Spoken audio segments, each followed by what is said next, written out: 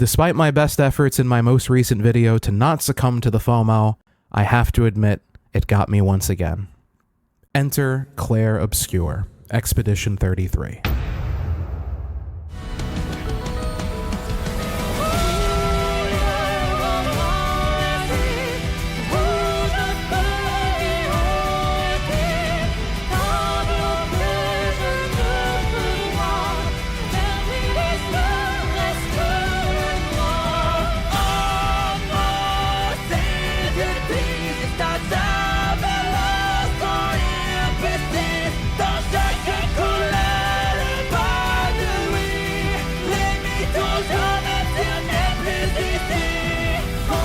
This game's pretty damn good. Like, really good. Alright, like, it's definitely a contender for Game of the Year so far, I have to admit. I was hooked within the first hour. Throws you right into a mystery, no long-winded cutscene, no 5-minute lore dump, just boom, you're right in there. No hand-holding, no tutorial pop-ups every 2 seconds, just this strange, beautifully designed world asking you to trust it, to explore, to figure out things as you go, and it works. It just works because it's fresh and engaging and it feels real. Now, if you've played turn-based RPGs before, you'll feel right at home. But even if you haven't, it's surprisingly accessible. So much so that I've already recommended it to friends who don't even like turn-based games, and they're into it. Which made me think, what is it about Clair Obscur that's got me locked in? Why did I put down everything else to give this one game my full attention? Let's start with the story.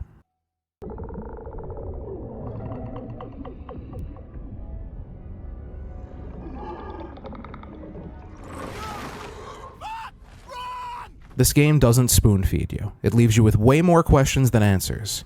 But the questions? They're so good, you want to just keep going to see what happens next. Right from the start, you're dropped into this world, Lumiere, in the middle of something huge, something world-changing.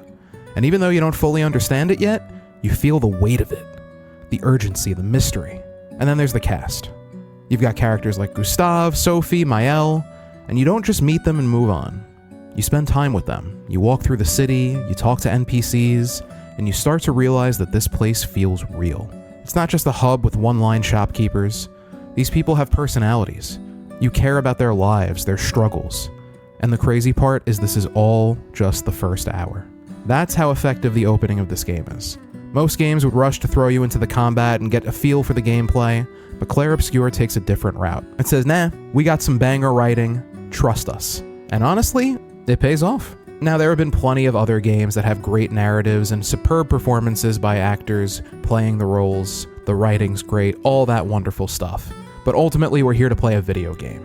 So is there enough game to keep this interesting outside of the story? Well, Ready.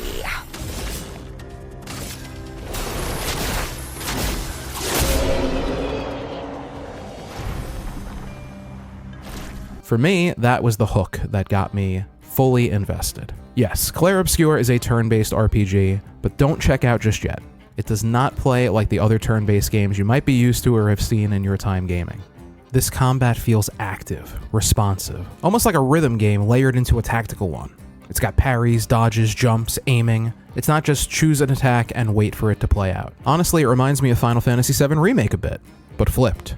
Where that game was action first with a touch of turn-based, Clair Obscur is turn-based at its core, but it borrows from action games in all the right ways. It's never felt more rewarding to be parrymanilow than it does when you're chaining multiple parries together and then unleashing a devastating counterblow. You feel like a boss every time you land one. And the deeper you get with new gear, new party members, new system, it all evolves. But it never gets overwhelming. The game lets you decide how deep you want to go. No mandatory grind, no gatekeeping. In lesser games, you would come up against an enemy that's overstated and have no way to deal with them, until you grinded it out and leveled up yourself. But in this game, if you're skilled enough, or just stubborn enough, you can still find a way to win. Other games would say, nope, you go back to the forest and you grind it out for another 2 hours before you have any hopes of beating this enemy. Whereas Clair Obscur says, alright, let's see what you got. Can you parry 67 consecutive attacks? If you do, you're rewarded. You earned it, pal. That design, that trust in the player, that's rare these days. And another thing that makes Clair Obscur stand out? Where it comes from. This isn't your typical JRPG. In fact, calling it a JRPG doesn't feel right. It's more of a JRPG. because it's French. From top to bottom, from the architecture to the mythology to the way the characters speak and carry themselves, this game feels different from most other games you'd play in this genre. And that shift in perspective, it's refreshing.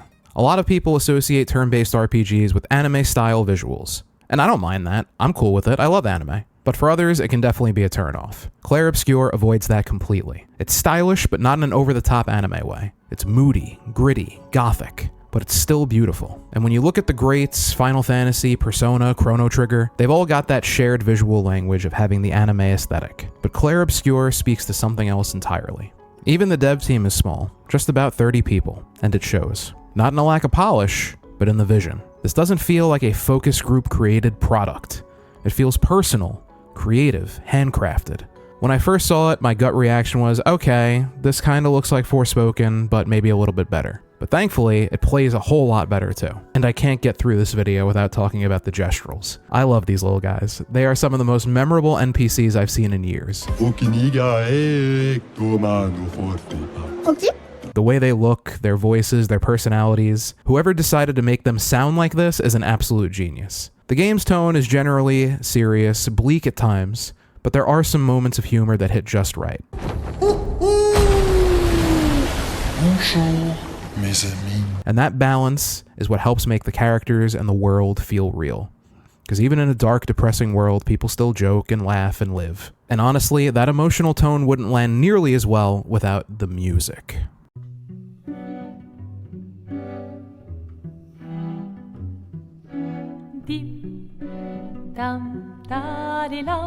If I continue to do more game reviews and analysis, one thing you're going to hear me harp upon constantly is the music. I'm a sucker for a good soundtrack. If your game has a banger soundtrack, you're already at minimum a 6 out of 10 as far as I'm concerned. And so far, so good in Clair Obscur. I can't believe that they found this guy on SoundCloud just making tracks, and there's over 100 of them in this game.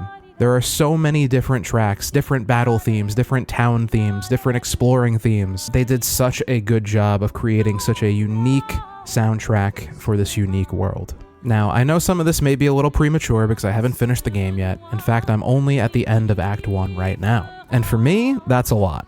I've started a few single-player games with a narrative focus lately, like Ninja Gaiden Black 2, Hi-Fi Rush, Pirate Yakuza, but none of them quite grip me the way that Clair Obscur has. Will I finish it? Honestly, I can't say for sure. There's a bunch of big stuff dropping soon, Capcom Fighting Collection 2, Doom the Dark Ages, plus a bunch of other games in the backlog I still want to get to, but right now, I am invested. I want to see where this story goes, I want to stay in this world, and that, for someone like me, is very rare.